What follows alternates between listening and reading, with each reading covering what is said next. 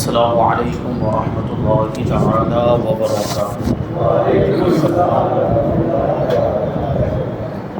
نحمده ونصلي ونسلم على رسوله الكريم اما بعد فاعوذ باللہ من الشیطان الرجیم بسم اللہ الرحمن الرحیم رضی اللہ عنہم ورضوا عنہ صدق اللہ العظیم۔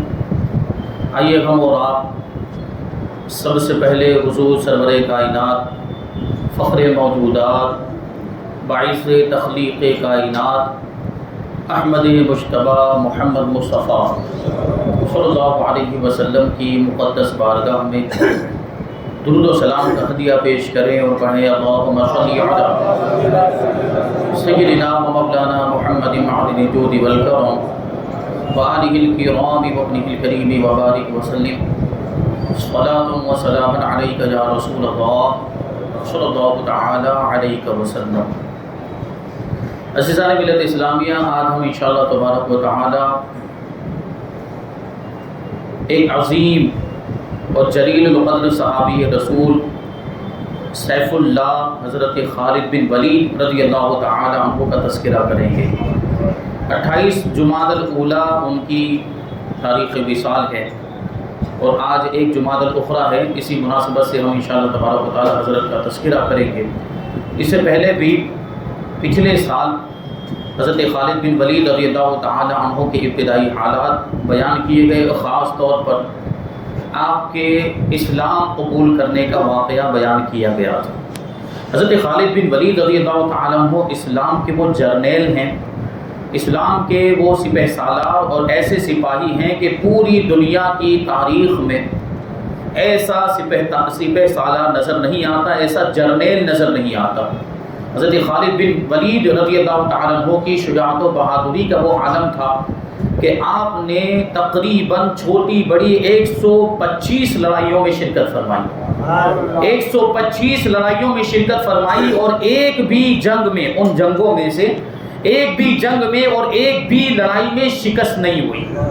جس جنگ میں بھی حضرت خالد بن ولید شریک ہو جاتے تھے اس میں فتح و نصرت آپ کا مقدر ہو جایا کرتی تھی، کامیابی ملتی تھی، اور کہیں پر بھی آپ کو شکست کا اور ہار کا سامنا نہیں کرنا پڑتا تھا۔ یہ حضرت خالد بن ولید کی شجاعت و بہادری کا عالم، دنیا کی تاریخ میں کوئی ایسا بہادر اور جنگ جو نہیں گزرا ہے جس کو ایسی کامیابیاں میدان جنگ میں ملی ہوئی۔ دنیا کی قومیں دعوے کرتی ہیں کہ ہمارے فلاں صاحب یہ بہادر تھے، ایسے بہادر تھے، ایسی جنگ میں کامیابی، تو 1-2 واقعات وہ بیان کر سکتے ہیں اپنے بہادر کے، لیکن حضرت خالد بن ولید رضی اللہ تعالیٰ عنہ کی شان یہ ہے کہ 125 جنگیں لڑی ہیں اور کسی بھی جنگ میں شکست نہیں ہوئی۔ تو دنیا آج بھی حضرت خالد بن ولید کی مثال نہیں پیش کر سکتی۔ یہ حضرت خالد بن ولید رضی اللہ تعالیٰ عنہ کی شان ہے۔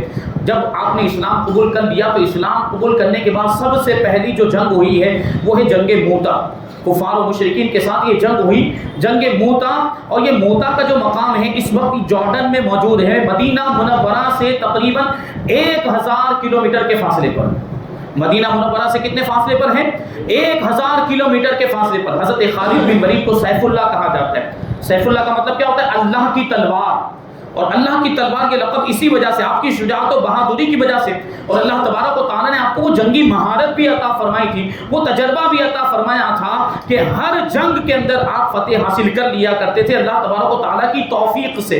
اسی وجہ سے آپ کو سیف اللہ کا لقب اللہ کے رسول صلی اللہ علیہ وسلم نے عطا فرمایا۔ تو یہ جنگ موتا کے موقع پر ہی آپ کو یہ لقب ملا ہے۔ یہ کیسے ہوا؟ جنگ موتا، یہ موتا کے مقام پر یہ جنگ ہوئی، اور یہ مقام جو ہے مدینہ منورہ سے 1000 کلومیٹر کے فاصلے پر اللہ کے رسول صلی اللہ علیہ وسلم نے اسلامی لشکر کو روانہ کیا، اور اسلامی لشکر کا سپہ سالار حضرت زید ابن حارثہ رضی اللہ تعالی عنہ کو بنایا، لیکن ساتھ ہی ساتھ احتیاطی تدابیر کے طور پر اللہ کے رسول صلی اللہ علیہ وسلم نے لشکر کو روانہ کرتے ہوئے یہ ارشاد فرمایا کہ اگر زید شہید ہو جائیں تو جعفر ابن ابی طالب اسلامی لشکر کا جھنڈا اپنے ہاتھ میں لے لیں اور وہ سپہ سالار بن جائیں، اور پھر خدا نخواستہ اگر جعفر بھی شہید ہو جائیں تو عبداللہ ابن رواحہ اسلامی لشکر کا جھنڈا اپنے ہاتھ میں لے لیں اور وہ سپہ سالار بن جائیں اور پھر ان کی سرکردگی میں ان کی سپہ سالاری میں اسلامی لشکر دشمنوں کا مقابلہ کرے. اور جب حضرت عبداللہ ابن رواحہ بھی شہید ہو جائیں تو پھر مسلمان آپس میں صلاح مشورہ کرنے کے بعد جس کو چاہیں اپنا سپہ سالار بنا دے اور جس کو چاہیں اسلام کا جھنڈا دے دے.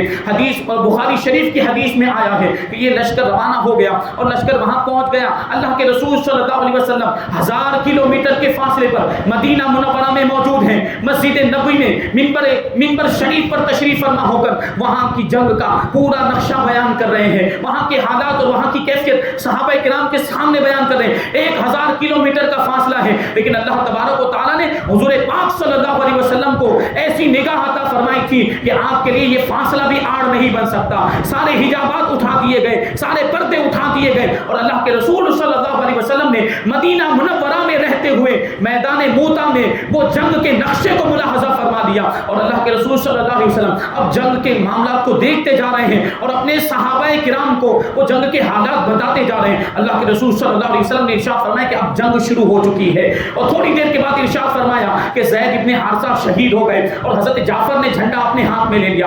اب حضرت جعفر لشکر اسلام کے سپہ سالار ہو گئے. تھوڑی دیر کے بعد پھر ارشاد فرمایا کہ اب جعفر بھی شہید ہو گئے, جعفر ابن ابی طالب بھی شہید ہو گئے اور ان کے بعد جھنڈا حضرت عبداللہ ابن رواحہ نے اپنے ہاتھ میں لے لیا. وہ اسلامی لشکر کے سپہ سالار اور علم بردار بن گئے ہیں. یہ فرماتے جا رہے تھے اور اللہ کے رسول صلی اللہ علیہ وسلم کی نگاہ مبارک سے آنسو جاری تھے, آپ کی آنکھیں اشک برسا رہی تھی اس وجہ سے کہ اللہ کے رسول صلی اللہ علیہ وسلم اپنے دیوانے اپنے صحابہ سے بڑی محبت فرماتے تھے اور اس میں تو حضرت زید ابن حارثہ اور حضرت جعفر سے کچھ زیادہ ہی محبت تھی کیونکہ حضرت زید ابن حارثہ رضی اللہ تعالیٰ عنہ آپ کے متبنہ تھے, یعنی منہ بولے بیٹے تھے, تو کیسی محبت ہوگی. اور حضرت جعفر آپ کے چچیرے بھائی ابو طالب کے بیٹے, اس وجہ سے بھی آپ سے زیادہ محبت تھی. اور یہی وہ حضرت جعفر رضی اللہ تعالیٰ عنہ ہیں کہ جب کفار و مشرکین نے مکہ مکرمہ میں رہتے ہوئے جب بہت زیادہ ظلم و ستم کیا اور مسلمانوں کو بہت زیادہ ستایا, یہاں تک کہ مسلمانوں کی زندگی مکہ مکرمہ میں تنگ کر کے رکھ دی, مسلمانوں کے لیے عرصہ زندگی تنگ ہو گیا, تب حضرت جعفر رضی اللہ تعالیٰ عنہ نے اللہ کے رسول صلی اللہ علیہ وسلم کے حکم پر حبشہ کی طرف ہجرت کی تھی. یہ 5 ہجری کا 5 اعلان نبوت کے 5 سال کے بعد کا واقعہ ہے کہ اللہ کے رسول صلی اللہ علیہ وسلم کے حکم سے حضرت جعفر رضی اللہ تعالیٰ عنہ ہجرت کر کے حبشہ پہنچے ہیں. مدینہ منورہ کی ہجرت کا واقعہ تو بعد میں پیش آیا, پہلے یہ حبشہ کی ہجرت کا واقعہ پیش آیا. چند لوگ حضرت جعفر رضی اللہ تعالیٰ عنہ کے ساتھ اور یہ قافلہ جو ہے حبشہ کی طرف روانہ ہوا اور 21 سال تک تقریباً 21 سال تک یا 20 سال تک حضرت جعفر ہجری 7 تک 21 سال نہیں ہجری 7 تک حضرت جعفر رضی اللہ تعالیٰ عنہ حبشہ میں رہے اور آپ کی کوششوں سے ہی نجاشی بادشاہ مسلمان ہو گیا تھا. حبشہ کا جو بادشاہ اس کا لقب نجاشی تھا. حضرت جعفر رضی اللہ تعالیٰ عنہ کی دعوت پر ہی, آپ کی تبلیغ اسلام پر, آپ کے اسلام کی طرف بلانے پر, آپ کی کوششوں سے نجاشی بادشاہ مسلمان ہو گیا تھا. اور پھر جب خیبر فتح ہوا اسی سال 7 ہجری میں حضرت جعفر رضی اللہ تعالیٰ عنہ وہاں سے حبشہ سے واپس آئے, مدینہ منورہ کے لیے جا رہے تھے. راستے میں خیبر کے مقام پر اللہ کے رسول صلی اللہ علیہ وسلم تشریف فرما تھے. خیبر فتح ہوا تھا, ہو چکا تھا, خیبر کا قلعہ بڑا مضبوط تھا اور اس کو بھی مسلمانوں نے فتح کر لیا تھا اور حضور پاک صلی اللہ علیہ وسلم وہیں پر تشریف فرما تھے. مال غنیمت تقسیم ہو رہا تھا. حضرت جعفر رضی اللہ تعالیٰ عنہ کو جب پتا چلا کہ اللہ کے رسول صلی اللہ علیہ وسلم خیبر میں موجود ہیں تو پہلے اللہ کے رسول صلی اللہ علیہ وسلم کی بارگاہ میں حاضر ہوئے ملاقات کرنے کے لیے, حضور پاک صلی اللہ علیہ وسلم کا دیدار کرنے کے لیے. جب حضور پاک صلی اللہ علیہ وسلم کی بارگاہ میں حاضر ہوئے حضرت جعفر ابن ابی طالب رضی اللہ تعالیٰ عنہ, دیکھیں حضور کیسی محبت فرماتے, حضور کو کیسا لگاؤ تھا, حضور کا کیسا تعلق تھا. اللہ کے رسول صلی اللہ علیہ وسلم نے جیسے ہی حضرت جعفر ابن ابی طالب کو دیکھا تو ارشاد فرمایا, 2 خوشیاں جمع ہو گئی تھی. ایک جنگ خیبر میں خیبر کے فتح ہونے کی خوشی اور دوسرے جعفر کے آنے کی خوشی تھی. اللہ کے رسول صلی اللہ علیہ وسلم نے اس وقت ایک جملہ ارشاد فرمایا تھا کہ میں بتا نہیں سکتا کہ مجھے خیبر کے فتح ہونے کی خوشی زیادہ ہے یا جعفر کے آنے کی خوشی زیادہ ہے. یہ حضرت جعفر رضی اللہ تعالیٰ عنہ کا مقام و مرتبہ اللہ کے رسول صلی اللہ علیہ وسلم کی بارگاہ میں. پھر کیا ہوا, اللہ کے رسول صلی اللہ علیہ وسلم نے خیبر کے مال غنیمت سے حضرت جعفر کو بھی حصہ عطا فرمایا اور آپ کے ساتھیوں کو بھی حصہ عطا فرمایا۔ بہرحال حضرت جعفر کے شہید ہو جانے کے بعد جنگ موتا میں حضرت عبداللہ ابن رواحہ نے جھنڈا اپنے ہاتھ میں لے لیا، تھوڑی دیر کے بعد وہ بھی شہید ہو گئے۔ اللہ کے رسول صلی اللہ علیہ وسلم نے مدینہ منورہ میں رہتے ہوئے حضرت عبداللہ ابن رواحہ کی شہادت کی خبر اپنے صحابہ کرام کو دی اور پھر ارشاد فرمایا کہ اب جھنڈا اس نے اپنے ہاتھ میں لیا جو اللہ کی تلواروں میں سے ایک تلوار ہے، یعنی خالد ابن ولید نے اب جھنڈا اپنے ہاتھ میں لے لیا ہے۔ اور ایک روایت کے مطابق اللہ کے رسول صلی اللہ علیہ وسلم نے یہ ارشاد فرمایا کہ اے پروردگار، خالد جو کہ تیری تلواروں میں سے ایک تلوار ہے اس کی مدد فرما۔ اور اسی وجہ سے یہ حضور پاک صلی اللہ علیہ وسلم نے دعا فرمائی تھی اور آگے یہ بھی کہا تھا کہ اب مسلمانوں کی خیر ہے، یعنی اب حضرت خالد بن ولید کے دست مبارک پر اللہ تبارک و تعالی مسلمانوں کو فتح عطا فرما دے گا۔ اور ایسا ہی ہوا، اللہ تبارک و تعالی نے حضرت خالد بن ولید کے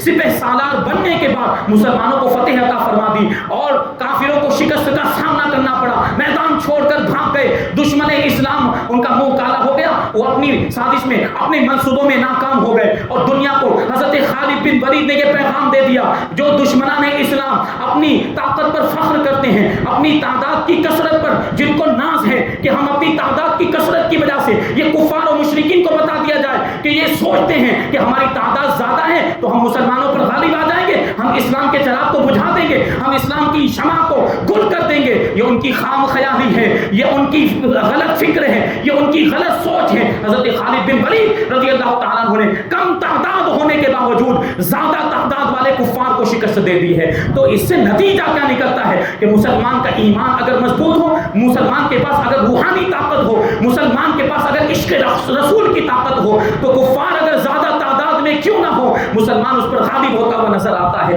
آج بھی یہی معاملہ ہمارے ساتھ ہے، آج بھی کفار ہمیں آنکھیں دکھا رہے ہیں، آج بھی دشمنان اسلام اور مسلمانوں کو مٹانے کی کوشش کر رہے ہیں۔ آج بھی مسلمان مضبوط ہو جائے، اپنے ایمان کو مضبوط کر لے، عشق رسول کی شمع دل میں روشن کر لے، صحابہ کرام جیسا جذبہ جہاد اپنے اندر بھر لے، اپنے آپ کو اسلام و شریعت کا عامل بنا لے، نمازوں کا پابند ہو جائے، نیک بن جائے، گناہوں سے بچنے والا بن جائے، تو کوئی بھی ہمارا بال بھی کا نہیں کر سکتا، کوئی بھی ہمیں کوئی نقصان نہیں پہنچا سکتا۔ آج ڈر کی کیفیت پیدا ہو گئی ہے، آج خوف ہمارے دلوں میں آ گیا، یہ کفار سے ہم ڈر رہے ہیں۔ وہ صحابہ کرام کی زندگی ہمارے سامنے، وہ کم تعداد میں میدان میں اتر جاتی ہے کہ حضرت خالد بن ولید جنگ یمامہ کے موقع پر رومیوں کی تعداد ہزاروں میں ہے، ہزاروں کی تعداد میں رومی اور عیسائی مقابلہ کرنے کے لیے آئے، اور حضرت خالد بن ولید امیر لشکر حضرت ابو عبیدہ ابن جراح کی بارگاہ میں کیا عرض کرتے ہیں رضی اللہ تعالیٰ عنہ؟ حضرت خالد بن ولید رضی اللہ تعالیٰ عنہ عرض کرتے ہیں کہ صرف 30 آدمی مجھے دے دیے جائیں اور 30 آدمیوں کو لے کر میں جنگ میں اتر جاؤں گا، جبکہ مقابلے میں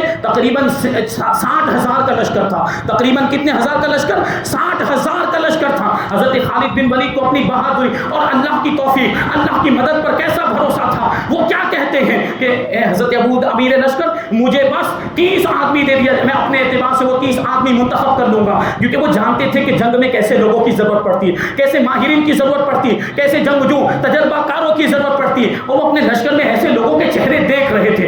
اس لیے حضرت خالد بن ولید رضی اللہ تعالیٰ عنہ نے عرض کیا تھا کہ مجھے صرف 30 آدمی دے دیے جائیں، تو حضرت ابو عبیدہ ابن جراح نے کہا تھا کہ اپنی جانوں پر کیوں ظلم کرتے ہو، یہ 60,000 کے لشکر کے مقابلے میں 30 کی کیا حیثیت۔ حضرت ابو عبیدہ ابن جراح نے پورے طور پر انکار بھی نہیں کیا تھا، لیکن حضرت ابو عبیدہ ابن جراح نے احتیاط کے طور پر کہا کہ تعداد میں کچھ اضافہ کر دو، 30 آدمیوں کو لے کر جانا مناسب نہیں ہے۔ تو حضرت خالد بن ولید رضی اللہ تعالیٰ عنہ نے تعداد میں اضافہ کیا، تو بہت زیادہ اضافہ نہیں کیا۔ حضرت خالد بن ولید نے کہا کہ ٹھیک ہے، 30 نہیں 60 آدمی لے کر جاؤں گا، اس سے ایک آدمی بھی زیادہ لے کر نہیں جاؤں گا۔ حضرت خالد بن ولید 60,000 کے لشکر کے مقابلے میں 30 آدمیوں کو، 30 مجاہدین اسلام کو لے کر گئے ہیں جنگ یمامہ، جنگ یرموک کے موقع پر، اور اللہ تبارک و تعالیٰ نے ان 60 کو 60,000 کے مقابلے میں فتح عطا فرمائی۔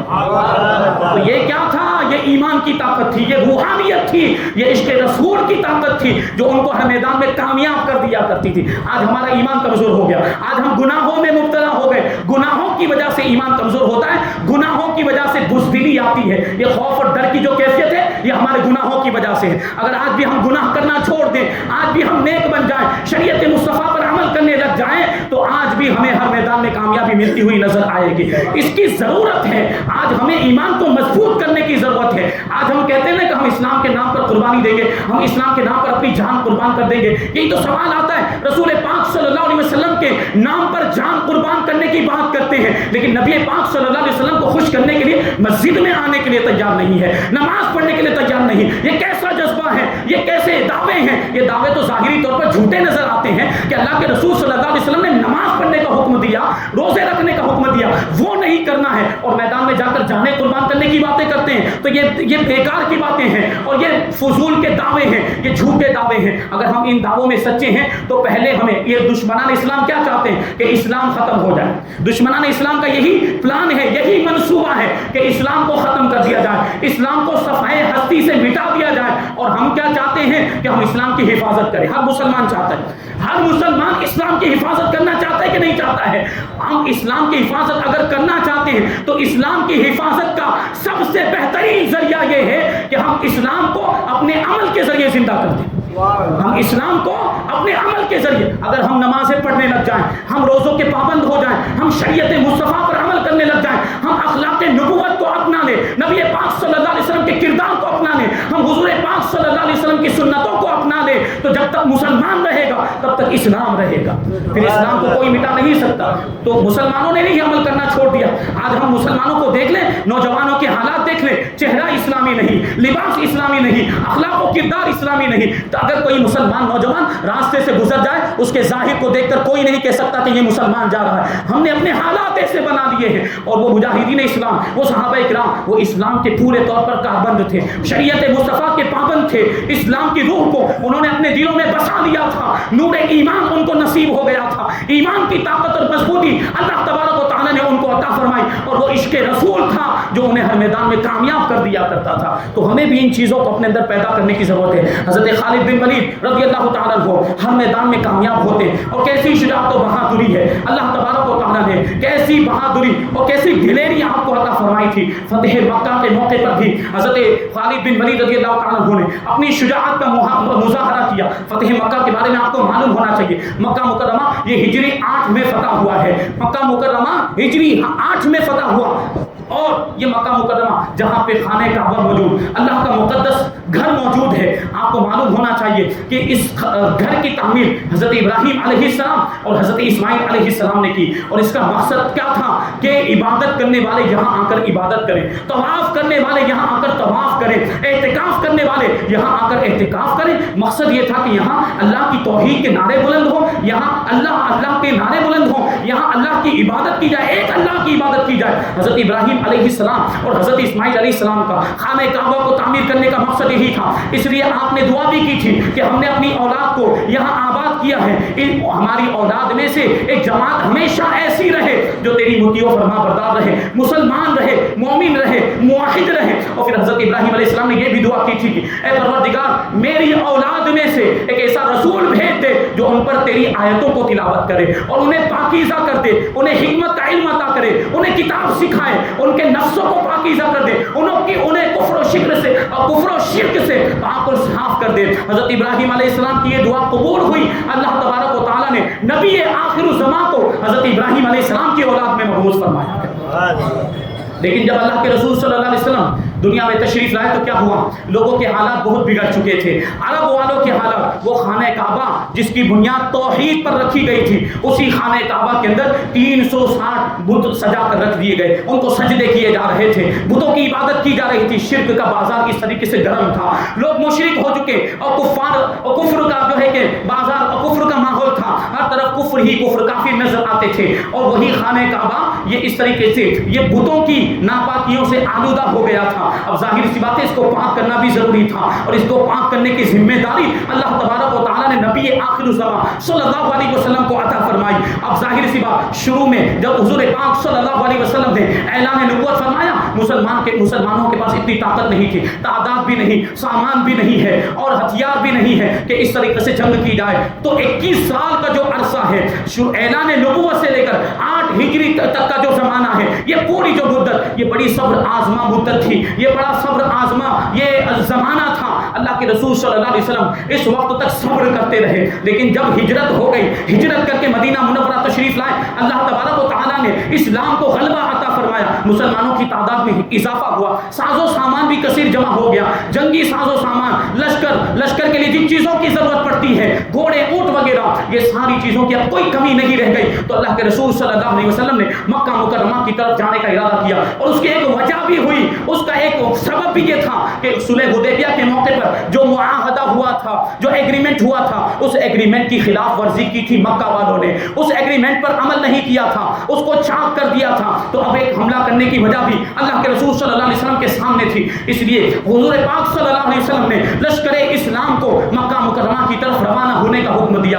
اب یہ پورا لشکر، اسلامی لشکر اور مجاہدین اسلام مکہ مکرمہ کی طرف روانہ ہوئے۔ راستے میں رات کا موقع آیا تو اللہ کے رسول صلی اللہ علیہ وسلم نے ارشاد فرمایا کہ منادی جو اعلان کرنے والا ہے، وہ اعلان کرنے والا لشکر میں جائے اور ہر قبیلے میں جا کر یہ اعلان کر دے کہ ہر قبیلے والا اپنی سواریوں پر زینے کس لے اور ان پر کجاوے کس لے، یعنی پوری تیاری کر لے، اور ہر قبیلے کے نوجوان اپنے کمانڈر، اپنے قائد اور اپنے سپہ سالار کے جھنڈے کے نیچے آ کر جمع ہو جائیں، یعنی ہر ایک قبیلہ الگ الگ ہو جائے اور اس کے سپہ سالار کے ساتھ وہ اس کے جھنڈے کے نیچے آ کر اس کے پاس آ کر کھڑا ہو جائے۔ اللہ کے رسول صلی اللہ علیہ وسلم نے لشکر اسلام کو ترتیب دیا، اور ترتیب اس طریقے سے تھی کہ لشکر کے مقدمۃ الجیش پر، مقدمۃ الجیش کا مطلب کیا ہوتا ہے؟ لشکر کا آگے والا حصہ۔ اللہ کے رسول صلی اللہ علیہ وسلم نے مقدمۃ الجیش کا سپہ سالار حضرت ابو عبیدہ ابن جراح رضی اللہ تعالی عنہ کو بنایا، اور لشکر کے میمنہ پر یعنی داہنی جانب والے حصے پر حضرت خالد بن ولید رضی اللہ تعالی عنہ کو مقرر کیا گیا، اور لشکر کے میسرہ پر یعنی بائیں جانب والے حصے پر حضرت زبیر ابن عوام رضی اللہ تعالی عنہ کو مقرر کیا گیا۔ اور خود اللہ کے رسول صلی اللہ علیہ وسلم قلب لشکر میں یعنی لشکر کے بیچ والے حصے میں تشریف فرما ہوئے۔ حضرت خالد بن ولید رضی اللہ تعالی عنہ قبیلہ بنو سلیم کے سردار تھے جو 1000 کی تعداد میں تھے، اور قبیلہ بنو سلیم کے پاس 2 جھنڈے اور ایک بڑا پرچم تھا۔ ایک جھنڈا عباس ابن برد کے ہاتھ میں تھا اور دوسرا جھنڈا خفاف ابن ددبہ کے ہاتھ میں تھا، اور جو بڑا پرچم تھا وہ بڑا پرچم حجاج ابن اللہ کے ہاتھ میں تھا۔ جب یہ لشکر حضرت خالد بن ولید رضی اللہ تعالیٰ عنہ کا یہ دستہ، یہ ٹولی ابو سفیان کے سامنے سے گزری۔ ابو سفیان اس وقت تک مسلمان نہیں ہوئے تھے، وہ کفار کے ساتھ مسلمانوں کا مقابلہ کرنے کے لیے تیار تھے، اس وقت تک وہ مسلمان نہیں، یہ فتح مکہ کے دن ہی مسلمان ہوئے ہیں۔ حضرت ابو سفیان رضی اللہ تعالیٰ عنہ اس وقت تک وہ مسلمان نہیں ہوئے۔ جب حضرت خالد بن ولید رضی اللہ تعالیٰ عنہ کا یہ 1000 کا دستہ، یہ چاق و چوبند دستہ وہاں سے نعرے لگاتے ہوا گزرا ابو سفیان کے سامنے 3 مرتبہ حضرت خالد بن ولید نے نعرہ تکبیر بلند کیا ہے، تو ابو سفیان نے حضرت عباس رضی اللہ تعالیٰ عنہ سے پوچھا کہ یہ کون لوگ ہیں؟ تو حضرت عباس رضی اللہ تعالیٰ عنہ نے کہا کہ یہ خالد بن ولید ہے۔ تو حضرت وہ ابو سفیان پوچھتے ہیں کہ یہ کون خالد؟ کیا وہ نوجوان خالد؟ کیا وہ لڑکا خالد، نو عمر لڑکا خالد ابن ولید؟ تو حضرت عباس کہتے ہیں ہاں وہی خالد ابن ولید۔ اور پھر حضرت ابو سفیان پوچھتے ہیں کہ ان کے ساتھ یہ لوگ کون ہیں؟ تو حضرت عباس رضی اللہ تعالیٰ عنہ نے فرمایا کہ یہ بنو سلیم ہے، یہ بنو سلیم کا قبیلہ ہے، بنو سلیم ان کے ساتھ میں جا رہے ہیں۔ حضرت خالد بن ولید رضی اللہ تعالیٰ عنہ مکہ مکرمہ کی طرف روانہ ہے۔ اللہ کے رسول صلی اللہ علیہ وسلم نے سارے سپہ سالاروں کو مختلف کناروں سے، مختلف اطراف سے مکہ مکرمہ میں داخل ہونے کا حکم دیا، ساتھ ہی ساتھ یہ تاکید بھی فرمائی کہ کوئی سپہ سالار اور کوئی بھی مجاہد اپنی تلوار کو بے نیام نہیں کرے گا، اپنی تلوار کو نیام سے باہر نہیں نکالے گا، یعنی حملہ کرنے میں پہل نہیں کرے گا، اور پہلے جو ہے کفار پر حملہ نہیں کرے گا جب تک کہ کفار کی طرف سے کوئی اس طرح کی جرأت نہیں ہوتی۔ حضور پاک صلی اللہ علیہ وسلم نے سارے مجاہدین کو منع کر دیا تھا پہلے حملہ کرنے سے۔ تو سارے سپہ سالار حضرت خالد بن ولید کے علاوہ، دیکھیے حضرت خالد بن ولید کی بہادری، یہ موقع تھا، حضرت خالد بن ولید کے علاوہ جتنے بھی سپہ سالار تھے سب جو ہے مکہ مکرمہ میں داخل ہو گئے، اور کفار میں سے کسی کو بھی ان پر حملہ کرنے کی جسارت نہیں ہوئی، ان پر حملہ کرنے کی جرأت نہیں ہوئی۔ لیکن حضرت خالد بن ولید اپنے دستے کو لے کر مکہ مکرمہ کے جنوبی حصے سے، ساؤتھن علاقے سے اندر داخل ہوئے تو کیا ہوا، کفار قریش کے چند سپاہی وہاں پر موجود تھے، انہوں نے راستہ روکنے کی کوشش کی، انہوں نے راستہ روکنے کی، انہوں نے مزاحمت کی، اندر داخل ہونے نہیں دیا۔ تو حضرت خالد ابن ولید رضی اللہ تعالیٰ عنہ نے اس وقت ایک جملہ ارشاد فرمایا تھا، ان کو نصیحت کرتے ہوئے کہا تھا کہ اپنے آپ پر رحم کرو، اپنا خون بہانے کی کوشش مت کرو، اپنے آپ کو خطرے میں نہ ڈالو۔ اللہ کے رسول صلی اللہ علیہ وسلم نے ہمیں مکہ مکرمہ فتح کرنے کا حکم دیا ہے، ہمیں مکہ مکرمہ فتح کرنے کے لیے بھیجا ہے اور ہمیں یقین ہے کہ آج کے آج مکہ مکرمہ فتح ہو کر رہے گا. تمہاری دھمکیوں سے کچھ فرق پڑنے والا نہیں ہے, تمہارا راستہ روکنے سے ہماری پیش قدمی رکنے والی نہیں ہے. ہم تو آگے بڑھتے رہیں گے کیونکہ ہمارے نبی نے ہمیں حکم دیا ہے. چنانچہ حضرت خالد ابن ولید رضی اللہ تعالیٰ عنہ بہادری کا مظاہرہ کرتے ہوئے اپنے لشکر کو لے کر, اپنے دستے کو لے کر مکہ مکرمہ کے اندر داخل ہوئے تو وہ سامنے جو قریش کا لشکر تھا, کفار مکہ کا جو لشکر تھا, انہوں نے آپ کے دستے پر حملہ کر دیا. حضرت خالد ابن ولید نے بھی اپنے ساتھی مجاہدین کو جوابی کارروائی کرنے کی اجازت عطا فرما دی. اب یہ جنگ ہوئی اور اس جنگ کا کیا نتیجہ نکلا کہ کفار کے 15 آدمی خاک و خون میں لوٹتے ہوئے نظر آئے اور مسلمانوں کے صرف 2 ہی افراد شہید ہوئے تھے. یہ حضرت خالد بن ولید رضی اللہ تعالیٰ عنہ کی بہادری. کفار کے 15 آدمی قتل ہو گئے اور خاک و خون میں ڈھیر ہو گئے اور پھر یہ لشکر اسلام حضرت خالد بن ولید کا دستہ مکہ مکرمہ میں داخل ہوا. اللہ تبارک و تعالیٰ نے فتح عطا فرمائی. جو بھاگنے والے تھے وہ بھاگ گئے, جو وہاں رہ گئے اور وہ یا تو جزیہ دینے پر یا تو گرفتار کر لیے گئے یا پھر کلمہ پڑھ کے مسلمان ہو گئے. یہ فتح مکہ, یہ وہ واقعہ ہے, اس پہ غور کرنے کی ضرورت. اس میں ہمارے لیے بھی بہت بڑا سبق موجود ہے کہ یہ وہی مکہ ہے جہاں سے مسلمانوں کو ہجرت کرنے پر مجبور کر دیا گیا تھا. یہی مکہ, یہ رسول پاک صلی اللہ علیہ وسلم کا وطن, حضور پاک صلی اللہ علیہ وسلم کی جائے ولادت, حضور کی پیدائش کی جگہ, حضور کا وطن اصلی. حضور پاک صلی اللہ علیہ وسلم اس سے بڑی محبت کیا کرتے تھے, لیکن ایسے پیارے عزیز وطن کو چھوڑنے پر کفار نے مجبور کر دیا تھا. مسلمان ہجرت کر کے مدینہ منورہ آ گئے, لیکن آج وہی مکہ مکرمہ ہے, آج وہی مسلمان ہیں. اللہ تبارک و تعالیٰ نے وہ طاقت و قوت عطا فرمائی کہ اب مکہ مکرمہ میں داخل ہو رہے ہیں تو مجبور ہو کر داخل نہیں ہو رہے, مظلوم ہو کر داخل نہیں ہو رہے, بلکہ فاتحانہ شان کے ساتھ داخل ہو رہے ہیں. یہ اللہ تبارک و تعالیٰ قادر مطلق ہے. تو مدد فرمانے پر آئے تو ایسی مدد فرماتا ہے کہ کفار اگر کثیر تعداد میں ہو تب بھی زیر ہوتے ہوئے نظر آتے ہیں, مغلوب ہوتے ہوئے نظر آتے ہیں. یہ بہت ساری جنگوں کے اندر آپ دیکھیں گے, اسلام کی جو جنگیں ہوئی ہیں, اسلام کی ساری جنگوں میں آپ دیکھیں گے کہیں کہیں وقتی طور پر اور ظاہری طور پر شکست کا بھی سامنا ہوا, لیکن اس کے نتیجے میں اللہ تبارک و تعالیٰ نے اس سے بڑی فتح اور اس سے بڑی جیت عطا فرمائی ہے. یہ دیکھنے والی چیزیں ہیں. حضرت خالد ابن ولید رضی اللہ تعالیٰ عنہ کے ایسے بہت سارے واقعات ہیں. اس کے بعد جنگ حنین کا واقعہ پیش آیا اور جنگ یمامہ کا واقعہ, جنگ یرموک کا واقعہ. یہ ساری تفصیلات انشاءاللہ تبارک و تعالیٰ آئندہ سال اسی موقع پر ہم بیان کریں گے. اللہ تبارک و تعالیٰ کی بارگاہ میں دعا ہے کہ ہمیں بھی صحابہ کرام جیسا قربانی کا جذبہ عطا فرمائے, ہمیں بھی اسلام اور رسول پاک صلی اللہ علیہ وسلم کے نام پر اپنا سب کچھ قربان کرنے کی توفیق عطا فرمائے, ہمیں ایمان کی سلامتی عطا فرمائے اور ایمان پر ہی ہم سب کا خاتمہ عطا فرمائے, ایمان کی مضبوطی عطا فرمائے, اسلام پر شریعت مصطفیٰ پر ہم سب کو عمل کرنے کی توفیق عطا فرمائے. وما علینا الا البلاغ.